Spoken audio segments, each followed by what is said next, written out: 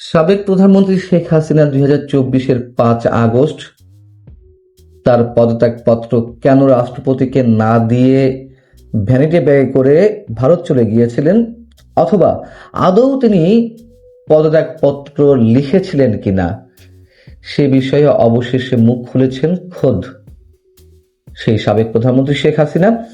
ভারতের অন্যতম বাংলা দৈনিক এই সময়ের সঙ্গে সাক্ষাৎকারের একটি পর্যায়ে তিনি এ বিষয়ে মুখ খুলেছেন।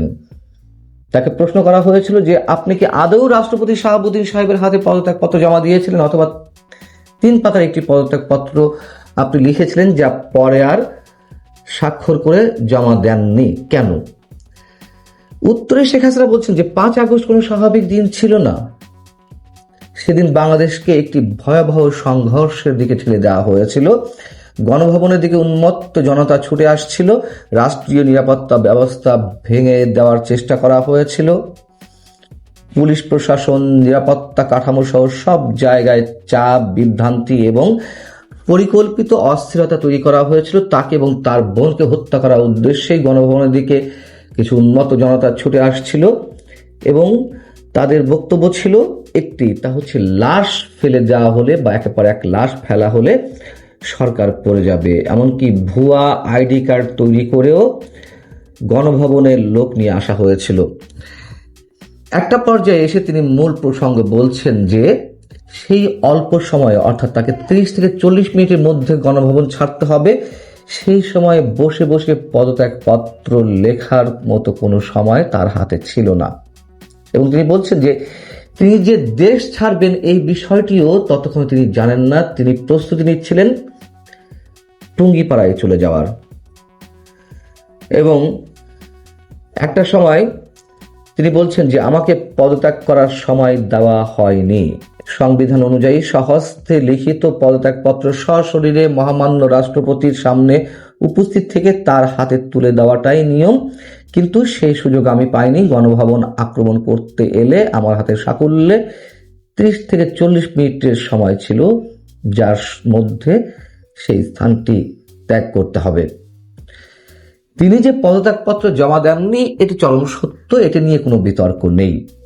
কিন্তু তিনি পদত্যাগপত্র আদৌ লিখেছিলেন কিনা, ভ্যানিটি ব্যাগে করে নিয়ে গিয়েছিলেন কিনা, এখন সেই প্রশ্নটি এসেছে।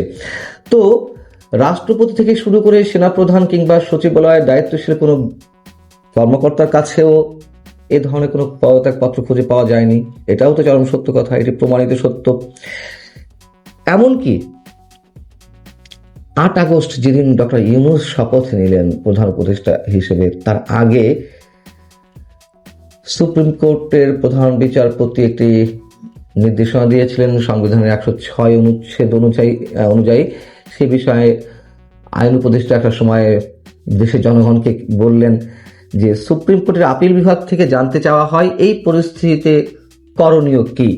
সংবিধানের 106 অনুচ্ছেদ অনুযায়ী উদ্দেশ্যমূলক এখতিয়ার প্রয়োগ করে জানতে চাওয়া হয়। সেটার পরিপ্রেক্ষিতে তৎকালীন সুপ্রিম কোর্টের প্রধান বিচারপতি এবং সব বিচারপতি মিলে 106 অনুচ্ছেদের অধীনে মতামত দেন রাষ্ট্রপতির রেফারেন্সের ভিত্তিতে, অর্থাৎ রাষ্ট্রপতির সম্মতিতেই সবকিছু হবে।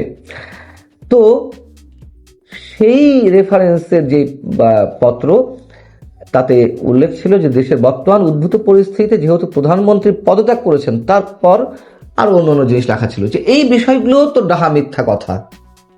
তার কারণ এই যে প্রধান বিচারপতি সহ অন্যান্য বিচারপতিরা মিলে, সবাই মিলে ঐকমত্যের ভিত্তিতে তারা মতামত দেন।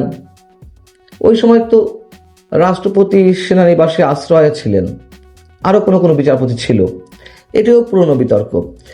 তো শেখ হাসিনার বক্তব্যই সম্ভবত সঠিক, তিনি কোনো পদত্যাগপত্র লেখারই সময় পাননি। এবং তার চেয়ে বড় বাস্তবতা হচ্ছে তিনি আদৌ কোনো পদত্যাগপত্র লিখেছেন কিনা, লিখে থাকলেও সেটি কেন জমা দিতে পারেননি। বড় বাস্তবতা হচ্ছে যে এগুলোর এখন আর কোনো দরকার নেই। তার কারণ তিনি পদত্যাগপত্র লিখে তা জমা দিলেও তিনি প্রধানমন্ত্রী নেই, তিনি জমা দিলেও প্রধানমন্ত্রী অবস্থায় নেই বা সেই সরকার নেই, এটাই চরম বাস্তবতা। শেখ হাসিনা এই সময়ে দেওয়া সাক্ষাৎকারে আরো বেশ কিছু বিষয়ে কথা বলেছেন, দলের পুনর্গঠন, দলের নেতৃত্বে পরিবর্তন ইত্যাদি এই বিষয়ে। সেখানে প্রশ্ন ছিল যে পরিবর্তিত পরিস্থিতিতে আওয়ামী লীগের পদাধিকারীদের পরিবর্তন করে নতুন দায়িত্ব বন্টনের কথা ভাবছেন কিনা এবং অসুস্থ ও অসক্ত নেতাদের সরিয়ে তরুণদের নেতৃত্বে আনার পরিকল্পনা আপনার রয়েছে কিনা। তো তিনি বলছেন যে আওয়ামী লীগ একটা শুদ্ধিকরণ প্রক্রিয়ার মধ্য দিয়ে যাচ্ছে, তারাই থাকবেন দলের নেতৃত্বে, আর যারা ব্যক্তিগত সুবিধা এবং ক্ষমতার আশায় ছিলেন তারা ইতিমধ্যে ভোল পাল্টে ফেলেছেন, অনেকে চুপ করে গেছেন। এটা দলকে দুর্বল করেনি, বরং দলকে খাঁটি করেছে। অর্থাৎ তিনি মানুষজন বা তার নেতাদের চিনতে পারছেন, বেশ ভালো কথা তিনি যদি চিনতে পেরে থাকেন। এবং তিনি বলছেন যারা দায়িত্ব পালন করতে পারবেন না, যারা কর্মীদের পাশে দাঁড়াতে পারবে না, যারা কঠিন সময়ে দলের পাশে ছিল না, সংগঠনকে ধরে রাখতে পারেনি, তাদের বিষয়ে দলীয় কাঠামোর মধ্যেই সিদ্ধান্ত নেওয়া হবে।